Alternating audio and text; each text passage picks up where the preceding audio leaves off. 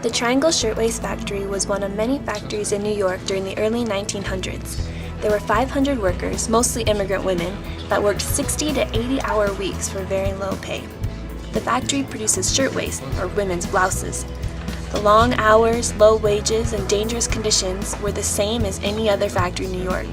But on March 25, 1911, the shirtwaist factory would make history in a devastating way. A fire broke out on the 8th floor and spread quickly. The building had 2 elevators, a fire escape, and 2 stairways, but these exits proved useless. One stairwell was completely blocked by flames. The other was open, but the door at the bottom of the stairs had been locked by the managers to prevent workers from going home early. Bodies were crushed and maimed as women pushed frantically against the solid doors that would never budge. Many used the fire escape. The rusty contraption was most likely already broken and collapsed under the weight of its refugees. After 3 trips up, the heat got to the elevators as well, and they discontinued to work. Fire trucks arrived on the scene only to discover the ladder could only reach 5 floors up. Trapped in the flaming building, the young wives, daughters, sisters, and mothers saw they were out of options.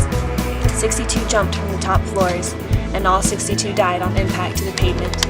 Louise Weldman, who would later become a New York State Assemblyman, recalled, "Word had spread through the East Side by some magic of terror that the plant of the Triangle Waste Company was on fire and that several hundred workers were trapped.